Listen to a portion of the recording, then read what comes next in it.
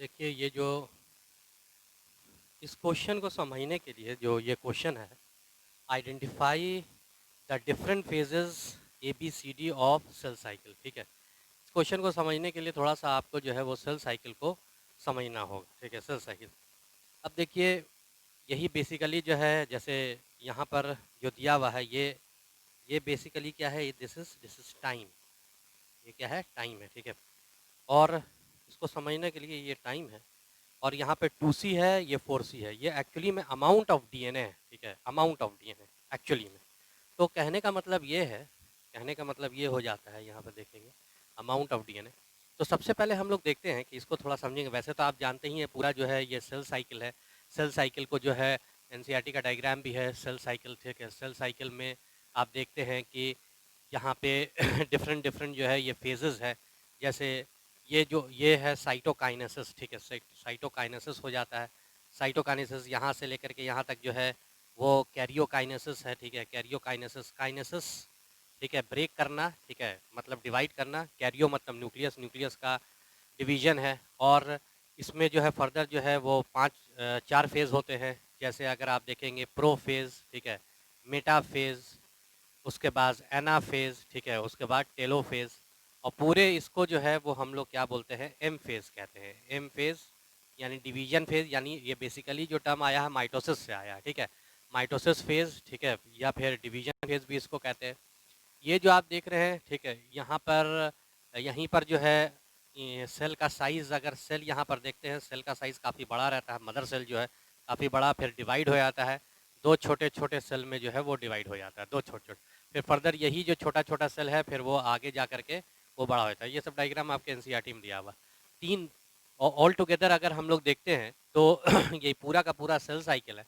आप जानते हैं सेल साइकिल जो है वो organism to organism and cell to cell divide, वो जो पूरी लाइफ स्पैन एक सेल की जो जिंदगी होती है उसी को हम लोग क्या बोलते हैं, सेल साइकिल कहते हैं। अच्छे समझिएगा इसको। ठीक है, और कुछ याद करने की भी कोशिश करिए। यहीं पे पूरी NCERT हम बोल रहे हैं। ठीक है, जो एक सेल की जो पूरी जिंदगी होती है, ठीक है, उसी को हम लोग क्या बोलते हैं, सेल साइकिल कहते हैं। अब सवाल यह है कि ये जो सेल साइकिल है, ये जो सेल साइकिल होती है, ये वैरी करती है, सेल टू सेल वैरी करेगी, और ऑर्गेनिज्म टू ऑर्गेनिज्म ये क्या करती है, वैरी करती है। जैसे एग्जाम्पल अगर आप देखेंगे, हमारा जो नॉर्मल बॉडी का सेल है, जो नॉर्मल बॉडी का सेल है, उसकी करीब जो लाइफ है, सेल साइकिल जो है 24 आवर्स की होती है। हमारा जैसे और भी जैसे कुछ सेल है, जैसे RBC है, RBC की सेल साइकिल जो है 120 डेज की है। ठीक है, जैसे WBC है, WBC की सेल साइकिल जो है वो फ्यू आवर्स हो सकती है या फ्यू वीक्स हो सकती है। ठीक है, या फिर अगर आप देखेंगे सेल साइकिल और भी जैसे कुछ स्पेशलाइज टाइप के हमारे जो सेल होते हैं, जैसे नर्व सेल हैं, ठीक है, जैसे कार्डियक सेल हैं।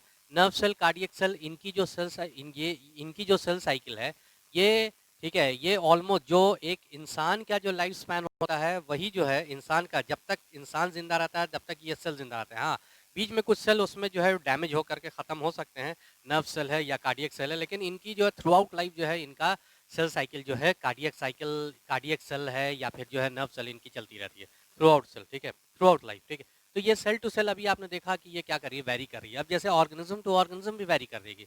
जैसे आपके NCERT में दिया हुआ ईस्ट की सेल साइकिल 1.5 घंटे की होती, 90 मिनट्स की। ठीक है, ईस्ट जो सिंगल सेल एक फंजाई है, ठीक है, उसका अगर आप देखेंगे सेल साइकिल जो है वो कितने देर का रहता है, वो अगर आप देखेंगे तो वो जो है वो 90 1.5 घंटे की उसकी सेल साइकिल का।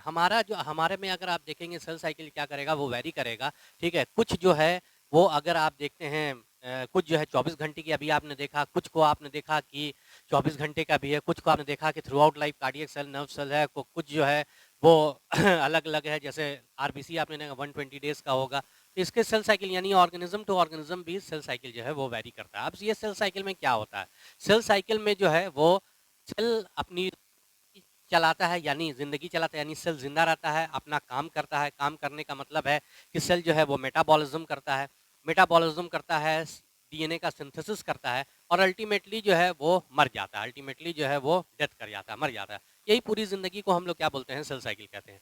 अब अगर आप देखेंगे सेल साइकिल का 2 फेज होता है। एक तो आपने यहाँ पर देखा M फेज, कितना परसेंट, 5%। ठीक है, 5% of the total sale cycle. जो भी सेल साइकिल जैसे जैसे हमारा नॉर्मल सेल जैसे है 24 आवर्स का होगा, उसका 5% जो रहेगा, यानी कि 1 घंटे के करीब मान लीजिए 1 घंटा जो रहेगा उसका एम फेज़ चलेगा, यानी वो क्या करेगा, डिवाइड करेगा, ठीक है। वैसी जो है वो अगर आप देखेंगे 95% जो बाकी जो रेस्ट फेज़ होगा उसको हम लोग क्या बोलेंगे, उसको जो है वो इंटरफेस कहेंगे, वो 95%, 5% वो रहेगा तो ज़ाहिर है 95% का रहेगा। यानी कि आप कह सकते हैं, ठीक है, कि मान लीजिए ये कोई सेल है और ये अभी जो है वो डिवाइड किया, इसको लीनियरली हम डिवाइड दिखा रहे हैं। ये डिवाइड किया 2 सेल में 2 सेल में वो कन्वर्ट हो गया 2 डॉटर सेल में, ज़ाहिर इसका साइज़ छोटा होगा क्योंकि डिवाइड किया है। अब यहाँ पर जो है ना ये दोनों सेल, ठीक है, हम सिर्फ एक सेल का दिखा रहे हैं, ये दोनों सेल जो है ये सेल साइकिल करेंगे, ठीक है। जैसे लीनियरली ये जो है वो राउंड फॉर्म में है, ये लीनियरली हम दिखा रहे हैं। जैसे अगर आप देखेंगे इसमें पहला फेज़ जो होगा एस फेज़ होगा, फिर ये G1 फेज़ होगा, फिर एस फेज़ होगा, फिर जो है वो क्या होगा, G2 फेज़ होगा, और अल्टीमेटली ये फिर से G2 फेज़ होने के बाद, ठीक है, इसका साइज़ जो है अभी छोटा था, इसका साइज़ काफ़ी बड़ा हो जाएगा, इसके मदर सेल जितना इसका साइज़ हो जाएगा, और फिर से इसमें क्या हो जाएगी, डिवीजन हो जाएगी। फिर से ये क्या करेगा, अपना वही जो है वो सेल साइकिल आगे की तरफ चलाता चला जाएगा, ठीक है। ये लीनियर यही चीज़ चलती जो है वो चली जाएगी।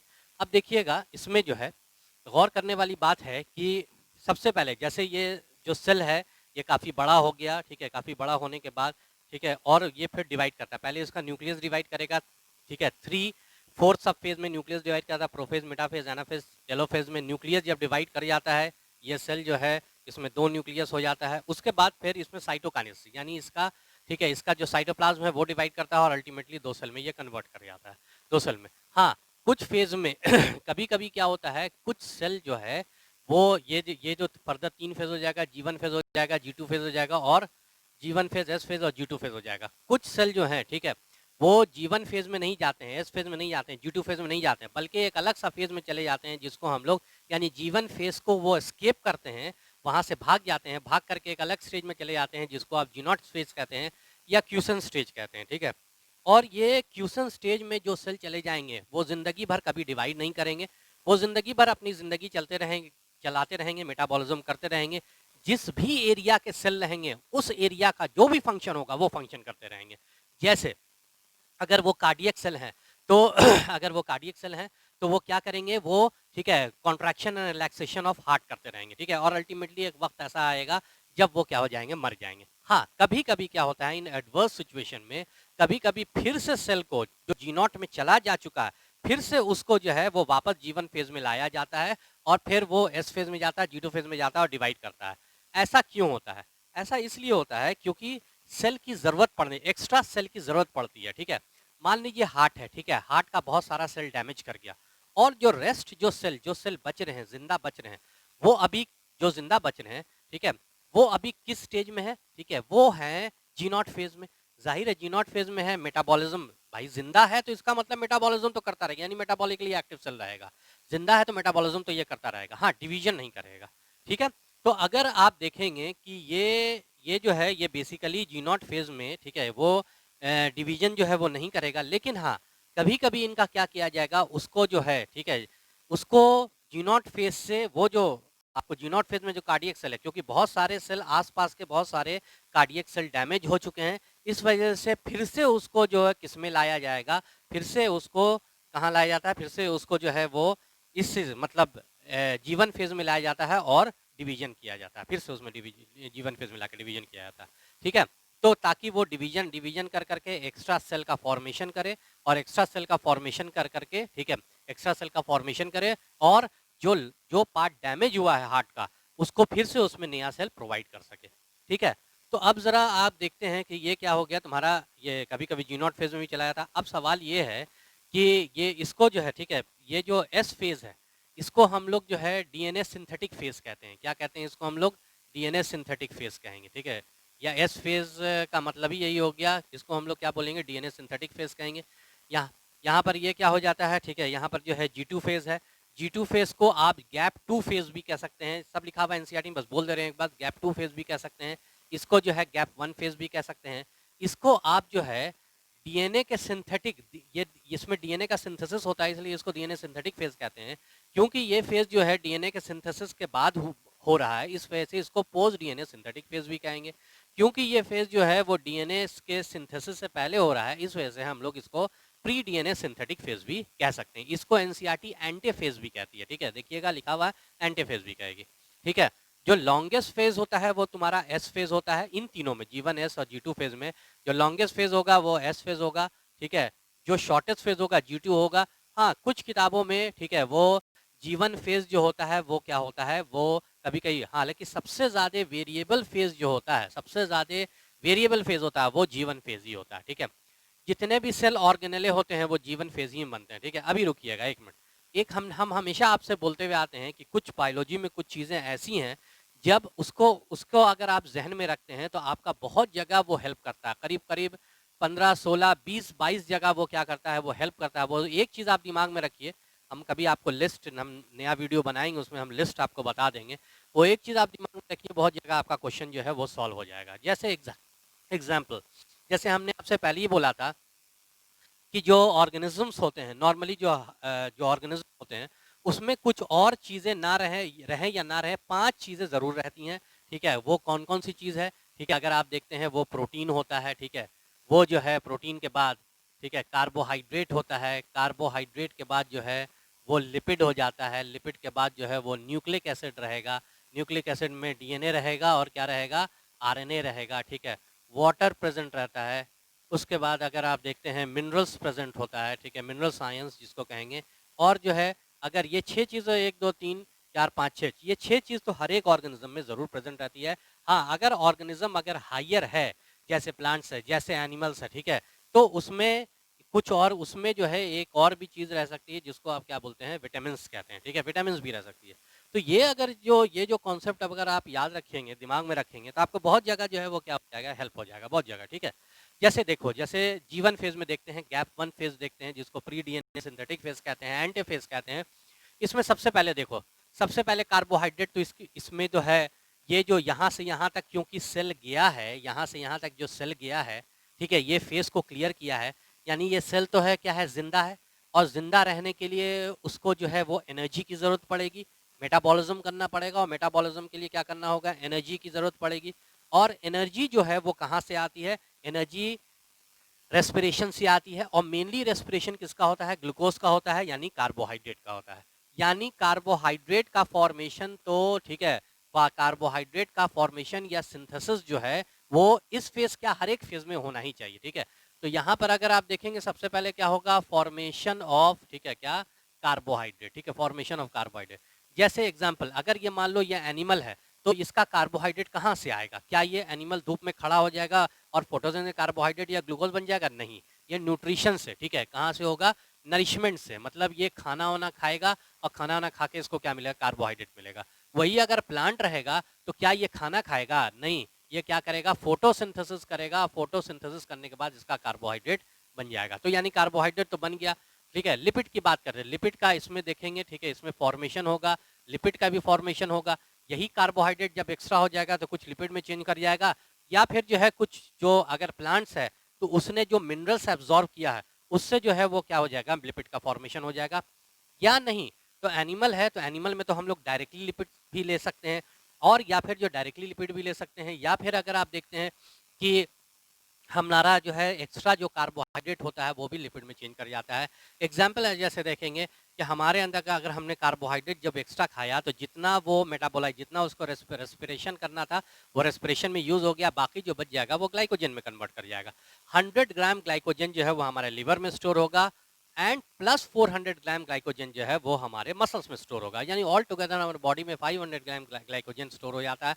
उसके बाद जो एक्स्ट्रा जो ग्लाइकोजन होगा वो, ठीक है, वो कन्वर्ट लाइपोजेनेसिस से वो कन्वर्ट, लिवर उसको कन्वर्ट कर देता था, कन्वर्ट कर देता है लिपिड में, और हमारे बॉडी में different different parts of the body में वो क्या हो जाता है, स्टोर हो जाता है, ठीक है। लेकिन प्लांट्स में जो है वो लिपिड जो है वो कहीं बाहर से तो आएगा नहीं, क्योंकि बाहर से सिर्फ उसमें मिनरल्स आता है, वाटर आता है और CO2 आता है। CO2 के मदद से और वाटर के मदद से कार्बोहाइड्रेट बन गया, ठीक है। और जो मिनरल्स आया है, ठीक है, उसके मदद से क्या बन जाएगा, लिपिड्स का फॉर्मेशन हो जाएगा, ठीक है। लिपिड बन गया, कार्बोहाइड्रेट बन गया। उसके बाद प्रोटीन का फॉर्मेशन, ठीक है, इसमें सिंथेसिस का, प्रोटीन का भी सिंथेसिस होगा, ठीक है, प्रोटीन का।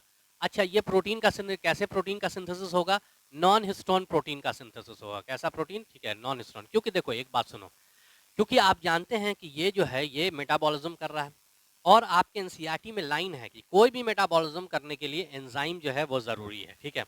तो एंजाइम क्या होता है, वो तो ये प्रोटीन ही होता है, एमिनो एसिड्स का बना रहता है।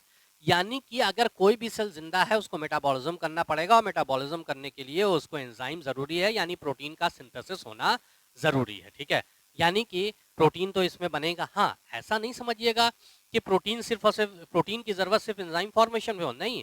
प्रोटीन की जरूरत सिंथेसिस में, बॉडी बिल्डिंग में भी होगी। प्रोटीन का जो है वो, ठीक है, रिक्वायरमेंट जो है वो हार्मोन्स में होगा, एंजाइम्स में होगा, ठीक है, मेम्ब्रेन प्रोटीन में होगा, बहुत जगह प्रोटीन का क्या होगा, वो जो है उसकी जो है रिक्वायरमेंट होगी। इस वजह से प्रोटीन का सिंथेसिस होता रहेगा।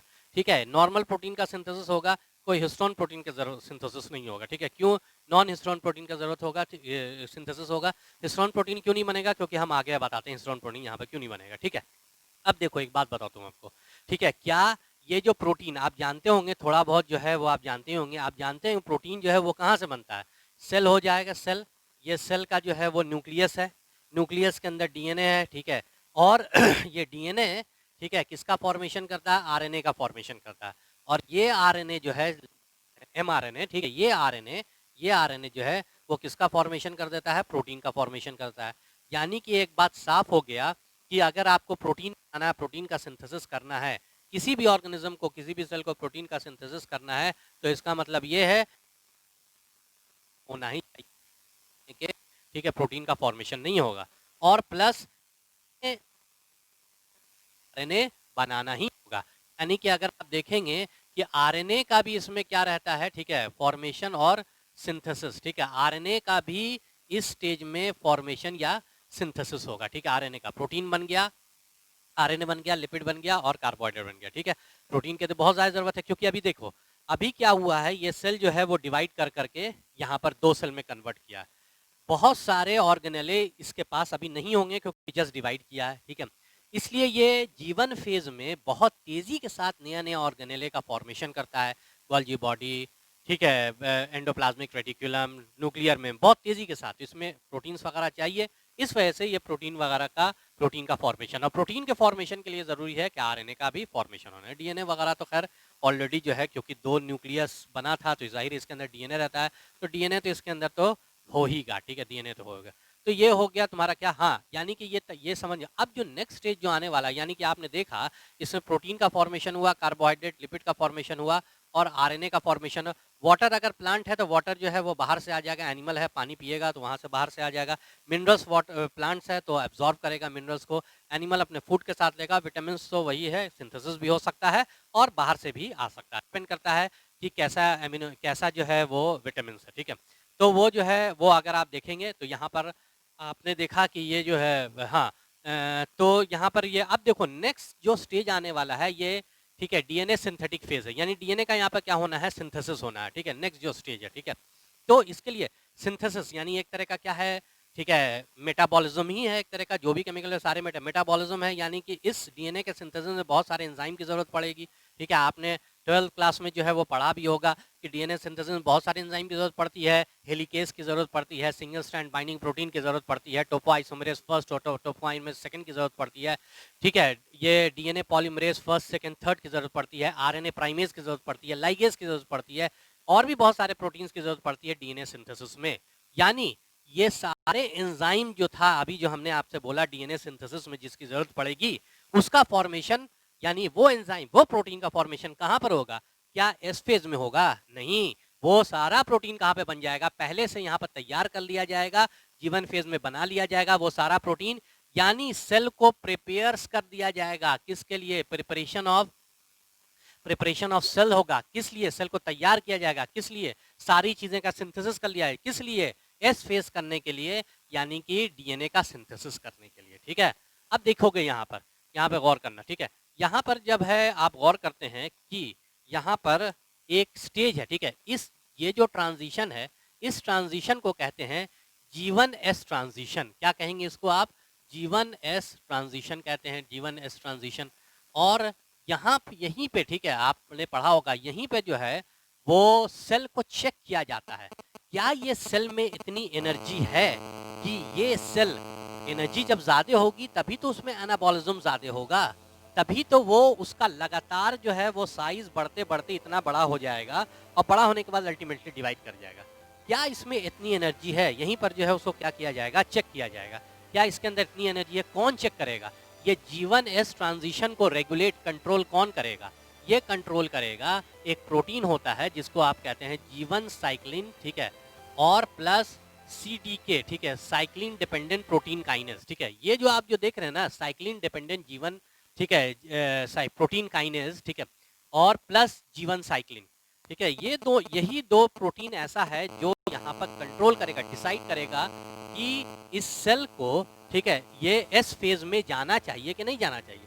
अगर उसने इसको यानी कि ये चेक पॉइंट है, यहाँ पर चेकिंग होगी, ठीक है, और इसको हम लोग कहते हैं मेजर चेक पॉइंट, क्या कहेंगे, चेक पॉइंट भी कह सकते हैं या फिर इसको हम लोग रिस्ट्रिक्शन पॉइंट भी कहते हैं, रिस्ट्रिक्शन पॉइंट, और ये मेजर चेक पॉइंट है। एक बार इस पॉइंट को, ये check point, major check point यानी G1S ट्रांजिशन को एक बार सेल जो है वो क्लियर कर जाता है, तो फिर इस स्टेज में फिर आगे का स्टेज अपने आप वो क्लियर कर जाता है और उसके बाद वो डिवाइड कर जाता है, ठीक है, ये मेजर चेक पॉइंट है।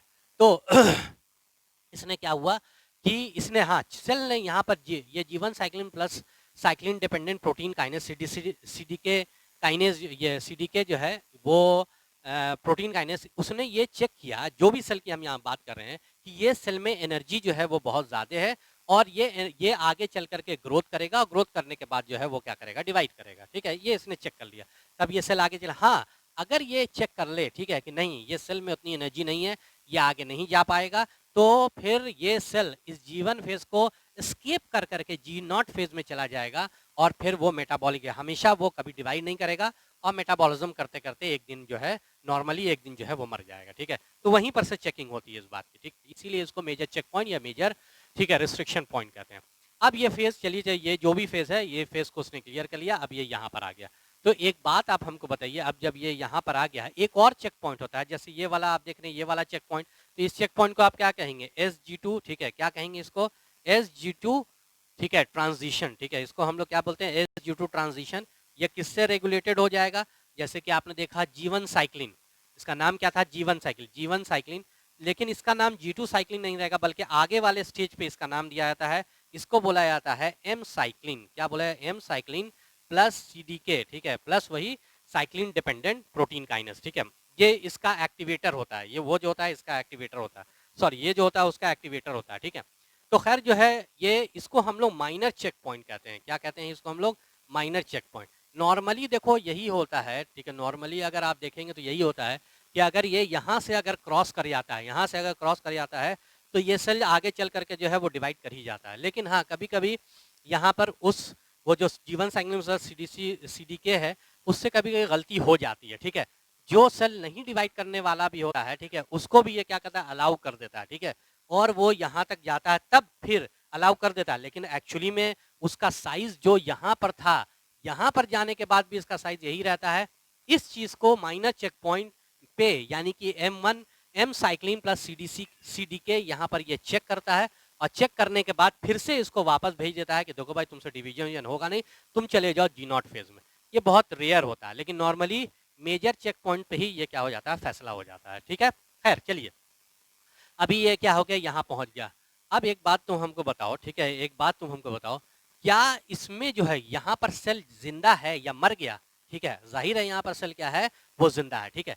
जब यहाँ पर सेल जब जिंदा है तो मेटाबॉलिज्म करेगा, मेटाबॉलिज्म के लिए रेस्पिरेशन, एनर्जी चाहिए, एनर्जी के लिए रेस्पिरेशन चाहिए, रेस्पिरेशन के लिए कार्बोहाइड्रेट चाहिए, यानी यहाँ पर भी कार्बोहाइड्रेट वगैरह का फॉर्मेशन होता रहता है। यानी जैसे भी हो फॉर्मेशन, प्लांट है तो फोटोसिंथेसिस, नरिशमेंट है, एनिमल है तो वो नरिशमेंट करेगा, यानी कि कार्बोहाइड्रेट का यहाँ पर भी सिंथेसिस होगा, लिपिड का यहाँ पर भी सिंथेसिस होगा, क्योंकि ये सेल जिंदा है, मेटाबॉलिज्म करेगा, ठीक है, डिफरेंट फंक्शन करेगा, ठीक है, उसके लिए एंजाइम चाहिए और भी डिफरेंट प्रोटीन चाहिए, या प्रोटीन का सिंथेसिस जो है वो यहाँ पर भी होता रहेगा प्रोटीन का, क्योंकि जिंदा रहने के लिए चाहिए, प्रोटीन चाहिए, ठीक है। यहाँ पर जो है एक चीज गौर करोगे, यहाँ पर जो है नॉन हिस्टोन प्रोटीन के साथ साथ हिस्टोन प्रोटीन का भी फॉर्मेशन होगा। हिस्टोन प्रोटीन, क्यों हिस्टोन प्रोटीन का फॉर्मेशन होता है, अभी हम आपको बता रहे हैं। हिस्टोन प्रोटीन का फॉर्मेशन होगा, और आप जानते हैं कि प्रोटीन जब बन रहा है तो बिना प्रोटीन, बिना आरएनए के सिंथेसिस से प्रोटीन नहीं बन सकता है, इसलिए आरएनए का भी फॉर्मेशन इसमें क्या होगा, आरएनए का फॉर्मेशन भी होगा। हाँ, यहाँ पर और किसका फॉर्मेशन होता है, डीएनए का सिंथेसिस भी होता है। किसका सिंथेसिस होता है, डीएनए का सिंथेसिस, क्योंकि देखो सेल को प्रिपेयर किया गया था किसके लिए, फॉर डीएनए सिंथेसिस, डीएनए का सिंथेसिस। ये मत समझिएगा कि इसमें डीएनए जो है वो नहीं है, ठीक है, नहीं, डीएनए अभी भी है। अगर ये सेल को अगर आप देखिएगा, अगर ये ह्यूमन का सेल है तो इसमें ऐसा ऐसा जो है वो कितना डीएनए, इसमें ऐसा ऐसा 46 डीएनए है, इसमें है 46 डीएनए। लेकिन क्योंकि एक बात बताओ, लेकिन ये 46 डीएनए है, लेकिन आगे चल करके ये सेल को, इस सेल को 2 सेल में डिवाइड करना है। तो अगर मान लीजिए डीएनए का नंबर नहीं, 46 का जो है वो हम लोग क्या रखेंगे, 46 ही रखेंगे, ठीक है, डीएनए का नंबर यहाँ पर नहीं बढ़ेगा, डीएनए का अमाउंट बढ़ जाएगा। अभी देखिए, अभी ये जो डीएनए है ना, ठीक है, ये डीएनए मान लीजिए ये डीएनए है, ठीक है, तो फिर क्या होगा कि इस डीएनए में ये नंबर कितना है बोलो अभी जो है, ठीक है, ये 1 है, इस जगह पे, ठीक है, इस जगह पे डीएनए का सिंथेसिस होगा और ये डीएनए जो है वो डबल नहीं होगा, डीएनए का अमाउंट जो क्या हो जाएगा वो डबल जाएगा। बताइए अभी ये कितना डीएनए बताओ, ठीक है, ये डीएनए कितना है, अभी भी डीएनए ये 1 ही है, पहले भी ये कितना था 1 था, अभी भी ये क्या है 1 है, ठीक है, लेकिन पहले ये थोड़ा सा दुबला था, अभी क्या हो गया है, मोटा हो गया है। कोई इंसान जो है मोटा हो जाएगा तो आप क्या कहेंगे कि डबल हो गया है, ठीक है, ऐसा तो नहीं कहेंगे ना। कोई इंसान जो है, ठीक है, ठीक है, वो बेचारा दुबला अगर हो गया तो क्या कहेंगे, हाफ हो गया है, ठीक है, ऐसा तो नहीं है ना, ठीक है, तो रहेगा वो मोटा ही रहेगा, ठीक है, ये मोटा जरूर हो जाएगा लेकिन रहेगा सिंगल, क्योंकि देखो यहाँ पर से अटैचमेंट है कि नहीं, तो ये क्या है, ये सिंगल ही डीएनए है, ठीक है, अमाउंट इज डबल। हाँ, ये कह सकते हैं कोई इंसान अगर 20 केजी का है और उसने अच्छे से खाया पिया, अगर 40 केजी का हो गया तो आप कहेंगे कि इसका अमाउंट, इसके अंदर जितना अमाउंट था वो क्या हो गया, डबल हो गया, ठीक है, आप उसको जो है ये नहीं कहेंगे कि ये अमाउंट उसका डबल हो गया, इंसान डबल नहीं हो गया, ठीक है, अमाउंट डबल हो गया। यानी कि अगर मान लीजिए इसमें मान लो अभी 10 पाइकोग्राम, ठीक है, मान लो इसमें जो है, ये अभी छोड़ दो, इसमें कितना वेट है, इसका वेट जो है 10 पीजी, 10 पाइकोग्राम जो है इसका इसका वेट है, इसको मान लो चलो सी मान लो, ठीक है, क्या मान लो, सी मान लो, या ऐसा करो इसको जो है वो 2C मान लो, ठीक है, 2C मान लो, ठीक है। अब अब चूंकि ये जब डबल हो गया, जस्ट सिंथेसिस जब हो जाएगी तो इतना ही डीएनए और बनेगा, तो ये टोटल वेट है कितना, 1 था, 1 कितना हो गया, 1 ही रहा, ये नंबर जो है वो 1 ही रहा, लेकिन इसका अमाउंट जो है ना, इसका अमाउंट जो है वो कितना हो जाएगा, 2C से जो है वो कितना हो जाएगा, इसके बाद जो अगर आप देखते हैं, ठीक है, और उसके बाद अगर आप देखते हैं तो फिर कितना हो, 2C से ये कितना हो जाएगा, 4C हो जाएगा, यानी 4C हो जाएगा, यानी इसका अमाउंट 10 पीजी था तो कितना हो जाएगा, 20 पीजी हो जाएगा, यानी 20 पाइकोग्राम हो जाएगा। अमाउंट डबल होगा, नंबर डबल नहीं होगा, ठीक है। जैसे देखो यहाँ पर जो है ना, यहाँ पर 2C देखो, यहाँ पर जो है एक बात बताओ, क्या यहाँ से लेके इसमें डीएनए है या नहीं है, हाँ बिल्कुल डीएनए है, ठीक है, बिना डीएनए का तो जिंदा ही नहीं रहेगा, लेकिन कितना डीएनए, अभी इसमें डीएनए है मान लीजिए 10 पाइकोग्राम डीएनए, ठीक है, 10 पाइकोग्राम, ठीक है, तो यानी और नंबर उनका देखा जाए तो 46 है, ठीक है, टोटल 46 को अगर वेट कर लीजिएगा, मान लीजिए कि 10 पाइकोग्राम होता है, तो यहाँ पर जो डीएनए है पूरे इस जीवन फेज में जो डीएनए का अमाउंट है वो कितना है, वो 2C है, ठीक है, देख रहे हैं आप कितना अमाउंट है, 2C पूरा। तो ये पूरा जो है ए फेज जो है वो अगर आप देखेंगे, ये पूरा ए फेज जो है वो क्या हो जाएगा, वो तुम्हारा जीवन फेज हो जाएगा, क्या हो जाएगा, जीवन फेज, यहाँ से लेकर के यहाँ तक, यहाँ से लेकर के यहाँ तक। अब बी फेज में देखिए, एक बी फेज में मान लो सेल जैसे ही आएगा, अरे डीएनए सिंथेसिस करेगा, अमाउंट जो है डबल होगा, नंबर उतना ही होगा, अमाउंट डबल होगा, तो क्या एक झटके से डबल हो जाएगा, कोई जादू हो रहा है कि ऐसे हुआ बस 2C से 4C हो जाएगा, नहीं, उसमें टाइम लगेगा, यहाँ से लेकर के यहाँ तक जब तक एस फेज रहेगा, सबसे लॉन्गेस्ट फेज इसीलिए है कि डीएनए सिंथेसिस होता है, जब तक ये यहाँ से यहाँ तक जाएगा तब तक यहाँ से जब सेल आया था उसका अमाउंट कितना था, 2C था, और यहाँ जाते जाते जाते जाते जाते जब ये खत्म होने वाला होगा तो 4C इसका अमाउंट जो है वो हो जाएगा, अमाउंट जो है यानी 10 पाइकोग्राम से 20 पाइकोग्राम हो जाएगा, लेकिन इसमें टाइम लगेगा, ठीक है, यानी कि यहाँ पर जो था वो कितना था, 2C, और यहाँ पर जाते जाते कितना हो गया, 4C हो गया, इसका मतलब ये जो है, ये जो आपका कौन सा फेज हो जाएगा, ये तुम्हारा एस फेज हो जाएगा, कौन सा फेज हो जाएगा, एस फेज हो जाएगा, ठीक है। अब देखो 4C हो गया, ठीक है, समझ रहे हैं यहाँ पर आगे, ठीक है, बाकी सब डीएनए का सिंथेसिस वगैरह जो है ये हो जाएगा। उसके बाद एक और चीज भी होगी, ठीक है, सेंट्रियोल, ठीक है, सेंट्रियोल जो है उसका डुप्लीकेशन हो जाएगा, ठीक है, सेंट्रियोल जो होगा इसमें जितना इस सेल में जितना भी सेंट्रियोल होगा, जितना भी सेंट्रियोल होगा वो डिवाइड करके जो है वो कितना हो जाएगा, उसका वो डबल हो जाएगा, सेंट्रियोल जो है वो क्या हो जाएगा, डबल हो जाएगा डिवाइड करके, ठीक है। तो आपने देखा, सॉरी, वो डिवाइड करके जो है उसका क्या हो जाएगा, डुप्लीकेशन हो जाएगा, ठीक है, सेंट्रियोल का, यानी कि इसी फेज में, क्योंकि आगे चल करके देखो, आगे चल करके जो है वो क्या होने वाला है, ठीक है, आगे चल करके कैरियोकाइनेसिस होगी, न्यूक्लियस का डिवीजन होगा, और आप जानते हैं न्यूक्लियस के डिवीजन में सेंट्रियोल की ज़रूरत पड़ती है। इस वजह से सेंट्रियोल जो है वो यहाँ पर क्या हो जाएगा, डुप्लीकेट कर जाएगा, ठीक है, डबल हो जाएगा।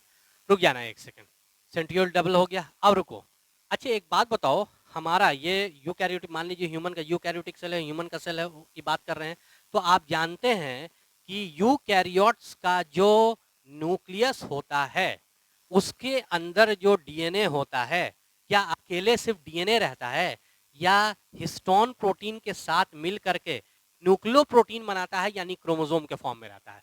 यानी कि आप जानते हैं क्रोमोसोम के फॉर्म में रहता है, और क्रोमोसोम बनने के लिए डीएनए भी चाहिए, प्लस क्या चाहिए, हिस्टोन प्रोटीन भी चाहिए। क्या चाहिए, हिस्टोन प्रोटीन भी चाहिए, आप समझ रहे हैं, हिस्टोन प्रोटीन भी चाहिए। यानी जिस वक्त डीएनए बनेगा उस वक्त जो है हिस्टोन प्रोटीन का भी फॉर्मेशन होगा, और उसको फटाक से क्रोमोसोम के फॉर्म में आ जाएगा वो, ठीक है। इसीलिए आप देख रहे हैं यहाँ पे कि जैसे डीएनए का सिंथेसिस हुआ है, ठीक है, वैसे ही जो है वहां पर हिस्टोन प्रोटीन का फॉर्मेशन भी हुआ, ताकि ये जो नया जो डीएनए जो बना, ठीक है, ये जो नया जो डीएनए बना वो फिर से हिस्टोन प्रोटीन के साथ ऑर्गेनाइज कर करके क्रोमोसोम का फॉर्मेशन कर दे, ठीक है। वो आपने पढ़ा होगा मॉलिक्यूलर बेसिस ऑफ इनहेरिटेंस में, कैसे वो ऑर्गेनाइज होता है, उसका जो मॉडल के बारे में आपने पढ़ा है, ठीक है, जिसको आप न्यूक्लियोसोमल मॉडल कहते हैं, ठीक है। तो ये जो है हिस्टोन प्रोटीन इसी का फॉर्मेशन। हाँ, ऐसा नहीं समझिएगा कि दूसरे प्रोटीन का फॉर्मेशन नहीं होगा, अरे भाई दूसरे प्रोटीन का फॉर्मेशन नहीं होगा तो ये सेल जिंदा ही नहीं रहेगा, ये सेल मर जाएगा, ठीक है। तो ये जो है आपको चलता रहा वैसे ही सेम टू सेम, फिर जो है वो G2 फेज आएगा। आप G2 फेज को क्या कहेंगे, डीएनए से पहले वाला फेज, डीएनए सिंथेसिस से पहले वाला फेज, कि डीएनए सिंथेसिस के बाद वाला फेज, डीएनए सिंथेसिस के बाद वाला फेज, जिसको आप कहते हैं post DNA synthetic phase, post DNA synthetic phase, या गैप 2 फेज भी आप इसको कह सकते हैं, ठीक है। सेम टू सेम इसमें वही सारी चीजें होंगी, ठीक है। जैसे कार्बोहाइड्रेट का क्या फॉर्मेशन इसमें नहीं होगा, सिंथेसिस नहीं होगा, या तो बाहर से आएगा या सिंथेसिस होगा। कार्बोहाइड्रेट नहीं बनेगा तो क्या कोई सेल जिंदा रहेगा, नहीं जिंदा रहेगा। लिपिड का इसमें भी फॉर्मेशन होगा, ठीक है, इसमें भी प्रोटीन का फॉर्मेशन, सेल को जिंदा रखना है, प्रोटीन बनाना है, और प्रोटीन बिना आरएनए के सिंथेसिस के नहीं बन सकता है। ये सारी चीजों का भी इसमें जैसे सिंथेसिस चल रहा है वो चलता ही रहेगा।